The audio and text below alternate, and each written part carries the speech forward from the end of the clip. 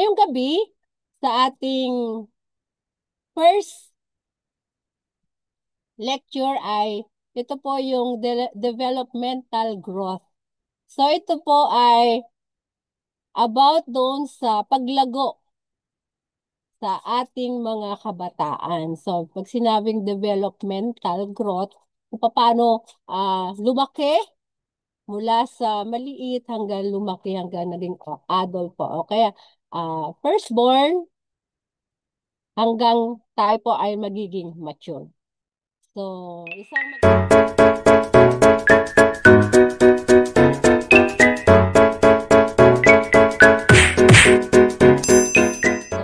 isang magandang gabi sa inyong lahat, mga kapatid, mga MGTs, good evening po sa inyong lahat. So, before anything else, we have to connect, we have the Bible anchor mo po natin.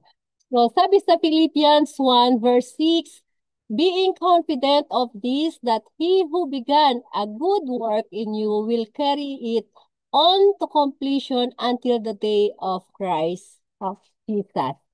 So, sabi ko nga kanina, ang ating topic is about developmental growth. So, we have to give also the definition of growth. Ano ba yung growth? Sabi sa atin, ang growth daw, it is the process of physical maturation resulting in an increase in size of the body and various organs that occurs by multiplication of cells and increase in intracellular substance. It is quantitative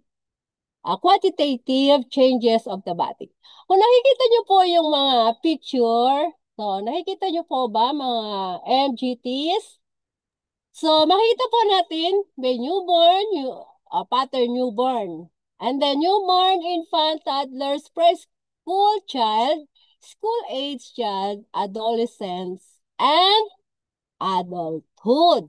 So, that's the growth. Yan po ang growth na sinasabi po sa atin. Next, what is development?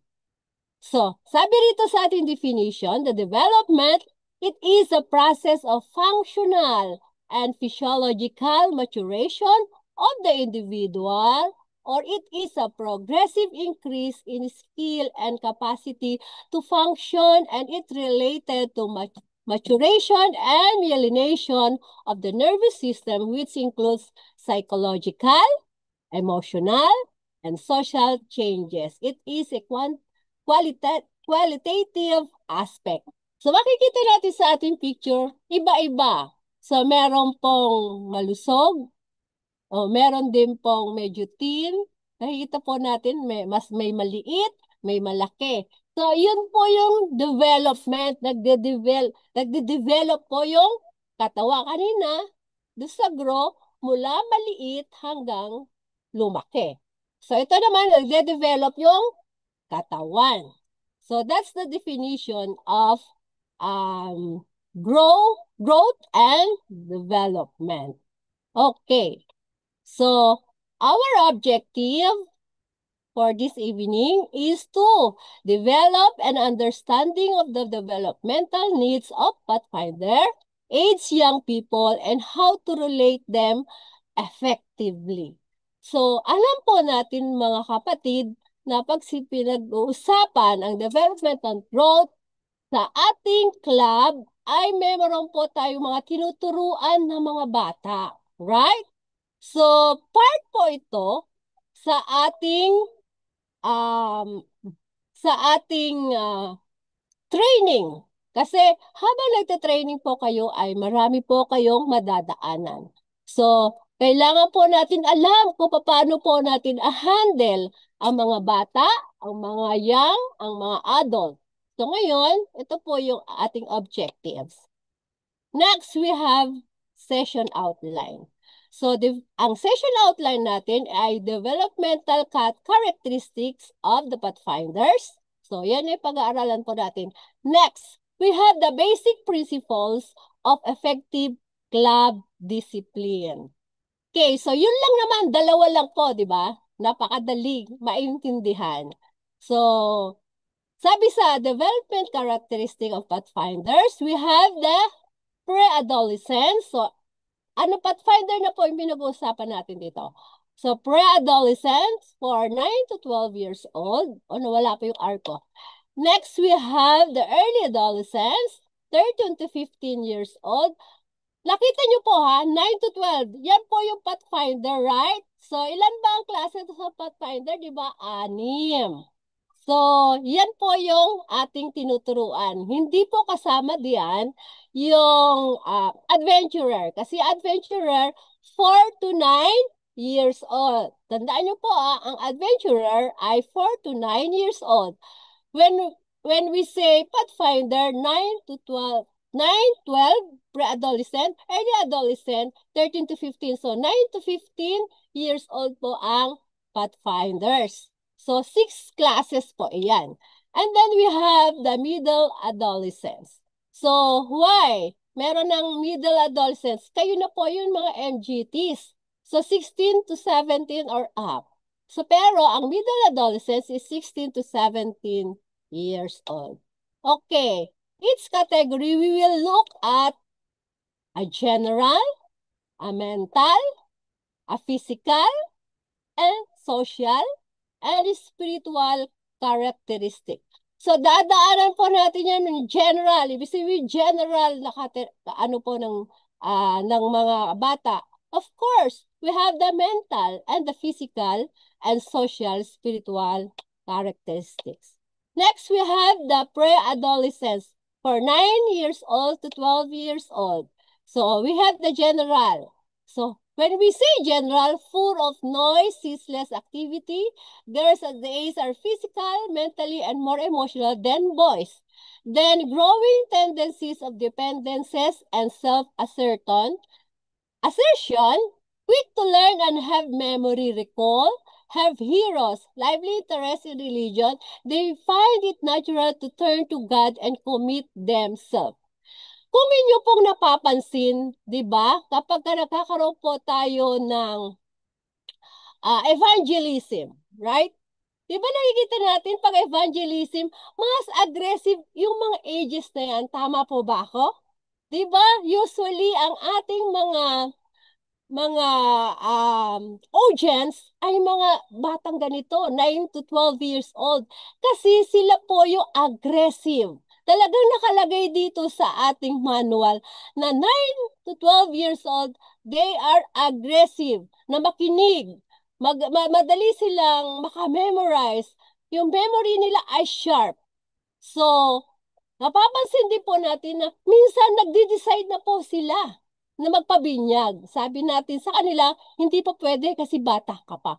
Pero nakalagay dito na wag po nating i-ignore yon. Kasi yun po yung kalakasan. Ibig sabihin yung agresibo po ang mga batang ganito. Wag po natin pabayaan na sabihin sa kanila na hindi pa po sila pwede. Kasi experience ka na yan mga kapatid. Sa aking anak, sabi niya, nung 12 years old siya, sabi niya, Mami, magpapabinyag na ako. Sabi ko, anak, you're so young pa para magpabinyag kasi gusto ko ma-mature.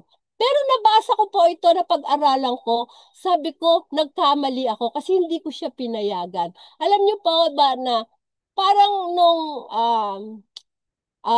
mature na siya, parang ayaw niya. Sabi ko, anak, pwede ka na magpabinyag. Hindi niya ako sinagot. So, wag po natin i-ignore kapag ang bata ay gusto pong magpabinyag ng 12 years old or below. Kasi ito po yung naintindihan naman nila. Pero ang iniisip natin yung kanilang batang pag-iisip. And next, we have the mental. When we say mental, golden age of memory daw po sila. Sabi ko nga kanina, madali silang makakaintindi. Ito po yung age na talagang yung kanilang memory po ay napakaganda. Alert and very eager to investigate and learn. Love stories and good books you still like to read. They are collectors. Makita nyo po, masyado nagtatanong na sila dito. Gusto nila ay kung yung question nila ay masagot. And age not for specialization. Next, we have the pre-adolescence. When we say sa pre-adolescent, ang physical po ay the healthiest period of life. Body and minds are balanced for coordination and restlessness. Now, their social, they are secret codes and adventures. Adventurous na po yung pro-adolescents. Learning teamwork but still retain independent spirit. So, gustong-gusto na nito na marami po silang barkada kasi gusto nila may ka-teamwork. Vivid imagination, great hero worship, minimal interest in the opposite sex, and boys prefer to be by themselves. For their spiritual characteristic, keen interest in spiritual things and in the work of the church. And then peak age of baptism. Sabi ko kanina nga, di ba sa inyo? Yung 12 years old, talagang ito po yung panahon na nagdi-decide sila. Yun ang kanilang spiritual characteristic, mga kapatid. Tandaan nyo po yan. So, like witnessing activities and delights in award badges and ribbons. Yung mga badges. Diba? Gusto nila mangolekta niyan. So, kapag sila po ay nag-join ng pathfindering, ay dapat po ay bigyan nyo sila ng mga badges, bigyan nyo sila ng mga awards, bigyan nyo sila. Kasi kapag sila po ay nabibigyan ng mga ganito, ay sila ay lalong nag-iiger, lalong sinisipag na magiging leader sa iglesia. Makita nyo po, sa amin kasi, sa aming iglesia, sa aming club, nakita ko ang mga kabataan kapag maraming ni-input mo sa kanila tapos binibigyan mo sila ng halaga, binibigyan mo small things sa kanila, lalo po silang nagiging aggressive as a Christian. So as a Christian talagang pag sinabi mong basahin nyo yung ganitong talagang ginagawa nila kasi yun yung age na aggressive sila sa gawain. Next, we have the early adolescents, yung 13 to 15. So, their general rapid growth, embarrassment, awkwardness due to lack of coordination of body-mind. So, makikita nyo po yung kanilang pagbabago sa pangangatawan. Diba? Minsan, nahihiya na sila, lalo na yung mga teenager na mga babae. Parang meron na silang malisya sa buhay. So, makikita nyo po yung kanilang pagbabago. The ugly duckling syndrome belonging to a peer group. Interest in the opposite sex accompanied by bashfulness. So, meron na silang mga crush. Yan yung mga panahon po, mga kapatid, na makikita nyo po yung inyong mga kabataan sa kanilang changes. Critical rather than credulous. Daydreamings. Religious interest continues and spiritual things begin to become a matter of. And then their physical health is excellent. Second for the pre-adolescent, rapid physical growth with them, tremendous appetite, muscle development. So, nagde-develop na po kasi yung kanilang maturity. So, yung girls average taller than boys at 12 to 13 slightly. And then their social is loyalty to peers, freedom seekers, money making, resulting in desire of drop of school, mood swings. So, nag-change na yung kanilang mood, strong likes and dislike of food, great love for athletic, and crucial sense of humor. So when we say the adolescents at 16 to 17, yung kanilang general is rapid growth of males reaching for height, develop into their own individuals, young adult in their own rights. Their mental is question everything and want to prove. So dito na ay yung mga question nila ay may proof na. Ano ba yung proof na yan? Na tama yung sinasabi mo. Saan natin nababasa yan? Yan yung mga proof nila. Kailangan po natin sagutin ito, mga kapatid. And then, have great respect for scholarship, making of definite plan. So, meron na silang definite plan sa buhay kapag tumungtong na po sa middle adolescence. So, their physical is sexual development, 85 fully developed into adulthood. So, nade-develop na yung kanilang adulthood. Muscles are developed and they enjoy physical fitness. For their social, click and want to be surrounded by special friends, critical and frank in the expression of others, sensitive and guided by public opinion. for their spiritual characteristic either goes forward for less losses interest. Ayun yung sinasabi ko sa inyo. 'Di ba? Kapag ganito na yung kanila 16 to 17, 'di ba alam natin matured na sila. Minsan wala na po silang gana. Parang yung interest nila, gaya ko nga sabi ko kanina, it's a living testimony na sinabi ko na sa anak ko, sige pwede ka ng ano. Wala na siyang interest, hindi niya na gusto. So, dito, kaya po natin pinag-aaralan ito, mga kapatid, para alam po natin i-deal ang ating mga pathfinder. Mahirap po kasi deal, hindi natin mabasa ang kanilang kaisipan. Kaya ito ay napakahalaga ang topic na ito para alam po natin kung paano natin ma-deal ang ating pathfinder na ating tuturuan. Ito po yung kahalagahan nun. So, binigay ko na lahat yung aspeto ng bawat classes ng mga kabataan. So we have the second one, we have the basic principles of effective club disciples. Okay, sabi dito sa atin yung discipline. So, sabi dito, moral or club spirit is the tangible element that determines the success of any pathfinder factors. All pathfinders and staff members will need to work together in developing a sense of unity and belonging and maintaining interest and enthusiasm. So, lahat dapat tayo, lahat higit mga MGTs, ay kailangan coordinated po tayo, tayong mga staff, sa ating mga pathfinder para maging maayos po ang pagtuturo po natin sa kanila. Next. So, this is the basic principle of effective, ha? Club staff will need to check the following.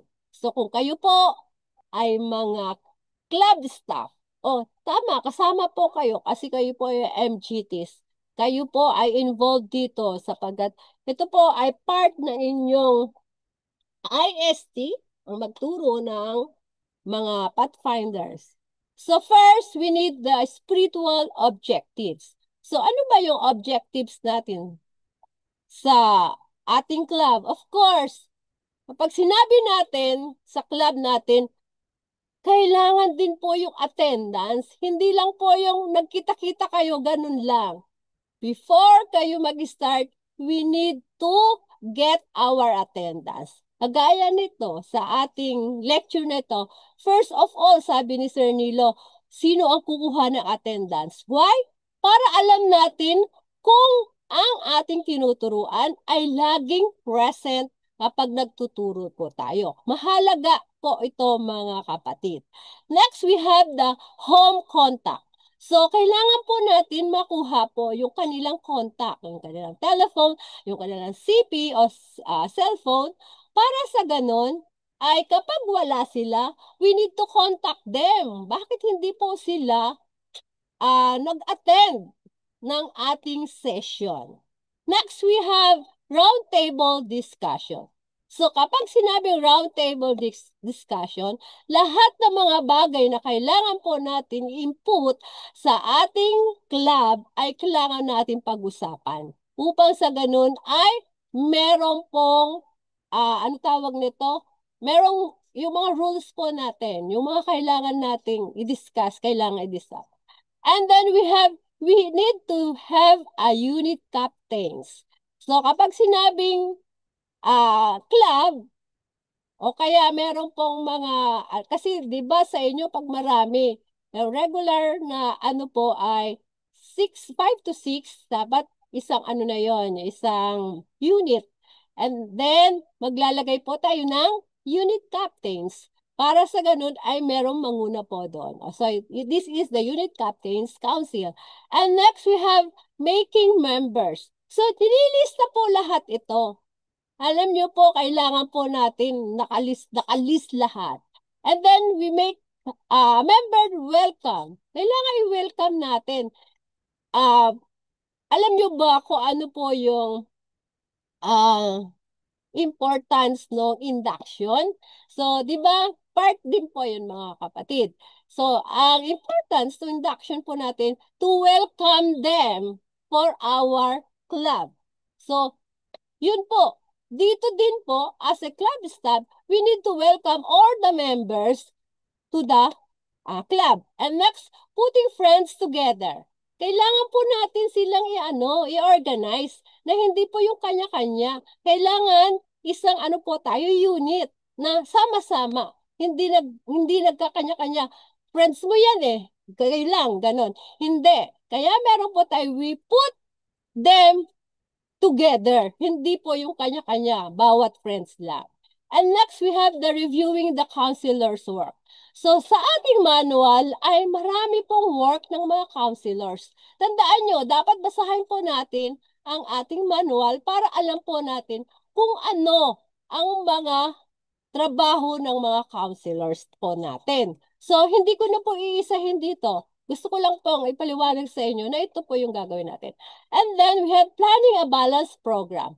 So, when you put this program in your church, di ba sa inyong board meeting ay naka-program na po, naka-calendar na ang inyong program, right?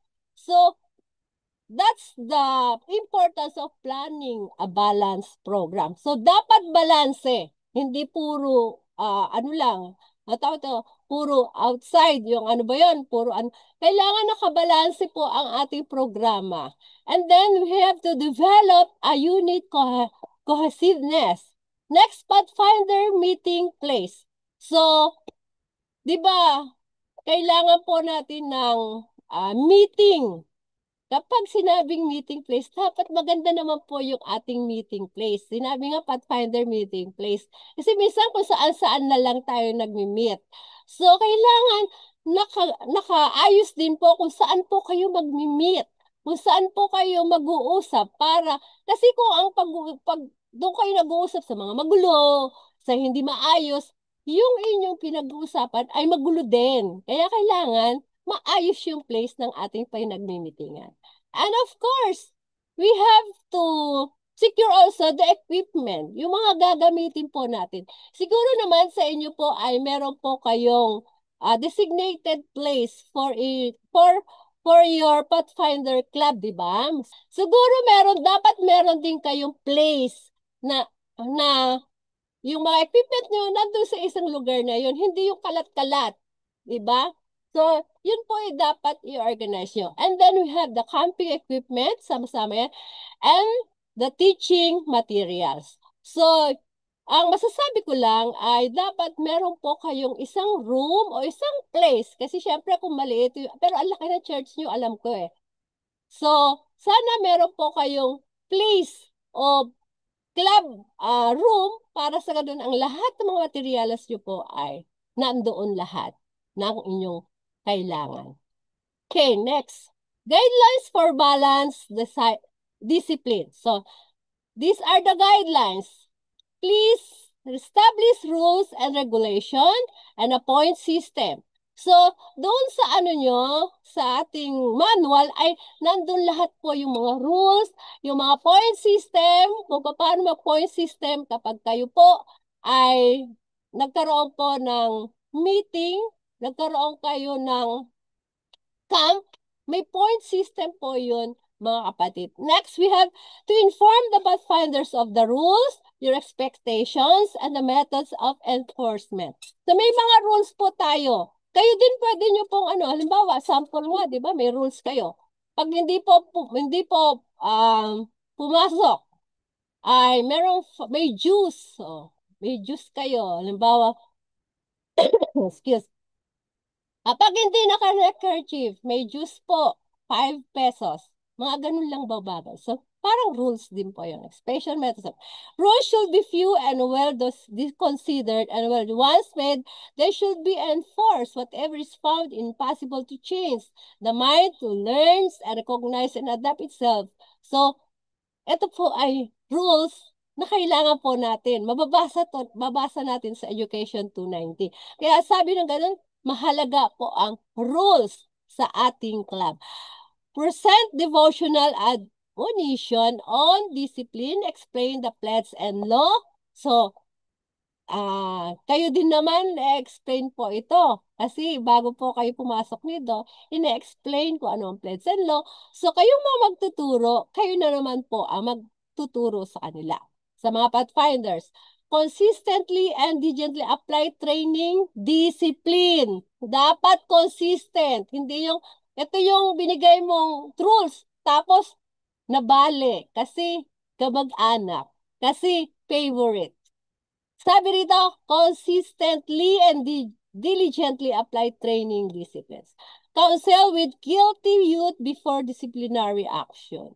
So, mahalaga po yun. Huwag kayong magkaagad na nagdidisiplina disciplinary action. Pray with them. Kailangan ipag-pray muna natin yung mga kabataan. Parents also need to understand the importance of club disciplinary training. When they understand, they usually cooperate. Mga kapatid, first of all, sabi nga dito, we need to explain to their parents kung ano po yung mga disciplinary action. Kung ano po yung mga rules nyo para alam ng mga parents nila. Kasi baka sabihin, bakit ka tinanggal sa club nyo? May rules ba kayo? Sasabihin ng teacher nila.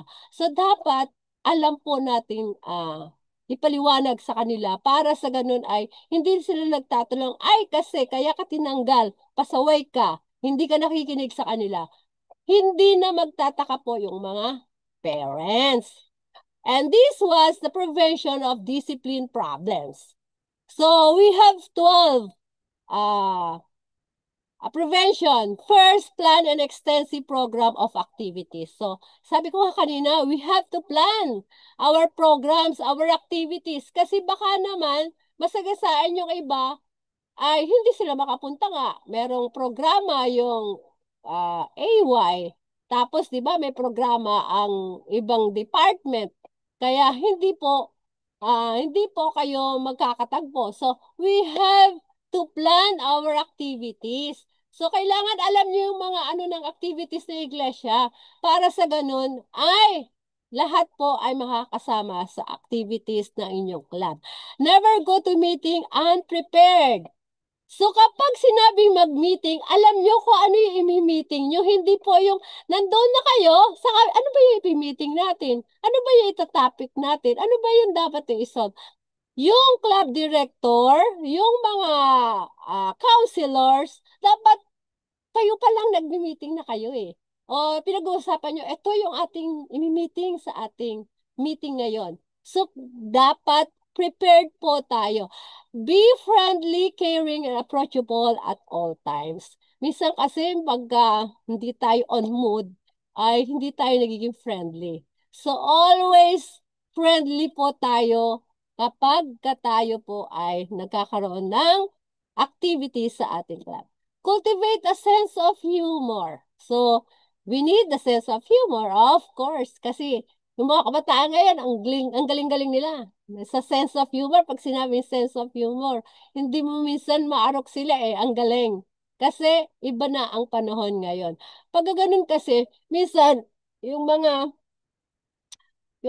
ano din po natin, kapag ang mga kabataan magaling sa mga sense of humor, minsan hindi nila tinatanggap. So, cultivate, kaya nga sinabi, cultivate a sense of humor. Avoid use of sarcasm or ridicule. Don't be faulter finder. Be fair and impartial. Don't have favorites. Kailangan fair po tayo, walang paborito. And then show self-control and be patient even under pressure. What's the use of your voice? Speak clearly and with authority, but don't shout. So ngayon po ay pagka tayo ay tumaas ang boses sa mga kabataan, akala nila nagagalit tayo. So, kailangan aware po tayo kung paano tayo magsalita. Ako, high tone ako talaga. So, kilala nila ako high tone. Pag nagsalita ako, mataas talaga. So, kung talagang ganun naman yung ugali mo, alam na nila yan. Pero kung ikaw yung malumanay magsalita, tas biglang nagtaas yung boses mo, what's your voice. And then 10, maintain eye contact with you as you talk to them. So, hindi ko kayo makikita, hindi tayo nagkakatinginan. So, we need eye contact. Alam niyo kapag eye contact, sa communication kasi So, maaabutan nyo din yung communication. Kapag eye contact, ibig sabihin nagsasalita ka ng true.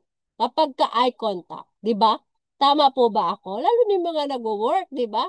Kapag kayo po, ka-experience kayo na kayo po ay mag-interview, kailangan eye contact. Kasi kapag hindi ka nakatingin, ibig sabihin yung sinasabi mo, hindi totoo. And give clear, precise instructions and command. Kapag nagbigay tayo ng command, dapat precise yung instruction natin. Dapat malinaw yung ating command, yung ating instruction. Eliminate mannerism that could lead to ridicule. Avoid using slang and colloquialism. So kapag nagsalita ka, avoid yung nag-i-slang, parang gusto mo lang pong tawag doon, magpa-impress. Kaya naka-slang yung pagsasalita mo. Hindi ka distract din po yun kapag slang, pagsasalita. So, kailangan yung tama lang na pagsasalita ang gagamitin. Gagamitin po natin. Okay. Ito na po. Ay, nasa last na po tayo. Method of discipline. DOS. Ito po yung gagawin po natin. Give personal counsel. 2. Use group judgment. 3. Take care yan po. Yung pagsulat. Take care of individual differences. And 4. Expel if necessary. So, ito lang po yung 4 na method of discipline na ating gagawin. So, yan ang tama ha. And we have the, ayaw nang gumana. This is don't. Huwag nyo pong gagawin. Method of discipline, don'ts. Punish in anger. Kasi nagagalit kayo sa kanya. Ang kulit. Ganun. Di ba? Mga pathfinder talaga. Talagang makukulit po sila. Kasi sila po yung mga curious eh. Punish in anger. Pinapanis nyo sila kasi nagagalit po kayo. Huwag po natin gagawin yun. Use threats and warning that can or won't be carried out. Force apologies in public. Halimbawa, may ginawa siya sa'yo. Tapos, gusto mong doon sa harap ng maraming tao, mag-apologize ka sa akin, nagkamali ka. Dapat magsabi ka ng apology sa akin. Huwag po natin gagawin sa mga pathfinder natin yun, mga kapatid. Dahil, mapapahiya po sila. Tayo, yung mga leader, we need to talk to them. Yung kayong dalawa lang para magkaintindihan kayo. Huwag po natin ipahiya yung mga pathfinders po natin. Detain after club meeting. Halimbawa, nagkaroon po kayo ng meeting. May nagawa siyang kasalanan. Oy, MGT Erwin address. Maiwan ka, kausapin kita. Di ba? Isa ganun ginagawa natin. Don't do that with your pathfinder. Kasi magkakaroon siya ng trauma. 'Di ba? Sabi niya, bakit kaya yan si Sir? Ganyan yung ugali. So, wag po natin gagawin yon. Assign extra task. So, nagkamali na naman siya. Para makabawi ka, papagawa mo yan. Magpapa-extra task ka sa kanya. O kaya, basta kung ano yung maisip mo para lang makaganti. Don't do that. Kasi, bakit kaya ako lang yung pinaglinis? Wala naman akong ganon ng mga bata ngayon. Apply dance cup discipline. Ano ba yung dance cup? Yung po, di ba, yung mga batang mabagal yung pag-iisip, parang hindi naglo-loading. Yan yung dance cup eh. Parang, ngayon kasi yun yung parang tamang right word. Yung mahina siyang umintindi. Dance cup. Gamit yan po ng mga, ng mga teacher. So, minsan, kasi mabagal nga siyang mag-isip, mas bagal siya mag-pick up, ay parang pinapahiya. Ano ba yan? Ang bagal ng pag-iisip. Ano ba yan? Ang hina ng iyong utak. Ganun. Don't do din po yan, mga kapatid. Use corporal punishment. Dito sa corporal punishment, usually ginagamit yan. Ay, ginagawa yan. Halimbawa, kapag kayo po ay meron pong drilling and marching, drilling and marching, di ba? Yung pini-squat. Usually, ginagawa niyo. Ngayon, hindi na po pwede yan. O kaya, pinapa-push up. Hindi na po pwede yan. Kasi, etong club na ito, ay hindi po yan, yung kagaya po ng mga sa labas na kailangan dahas, yung sa may kasamang mga corporal punishment. Huwag po natin gagawin yan mga kapatid. Kasi dapat ito friendly to eh. Kailangan alagaan po natin ang ating kabataan. Kapag hindi po natin alagaan yan, lalabas sa ating iglesia. Imbes na makatulong tayo sa kanila sa programang ito, sila ay hindi na a-attend kasi nagkakaroon sila ng problema. So, mga kapatid, don't do this method. Ito po ay method of discipline. Okay. So, yun yung last po natin. Sabi to, God's role and your responsibility. Ito po yung responsibility natin. God as a source, guide and enable of growth. We partner Him with Him through obedience, through prayer, and a wise choice or wise decision. Real talk. Growth comes through discipline, constructive, challenge, and community. Tandaan to mga kapatid. And, ito po yung aking assignment sa inyo. Where do you need to invite God more deeply into your daily life? Mga kapatid, sabi sa atin sa gabing ito, tayo po ang magiging leader ng ating iglesia. Kailangan po ay sang-ayon sa ating Panginoon ang ating mga gagawin. We have the obedience, prayer, and wise decision or choice. So, ito lang po ang aking may input sa inyo sa gabing ito, mga kapatid. At sana makapagbigay po sa inyo ng linaw kung paano po tayo manguna sa ating mga pathfinder. Muli po isang magandang gabi sa inyong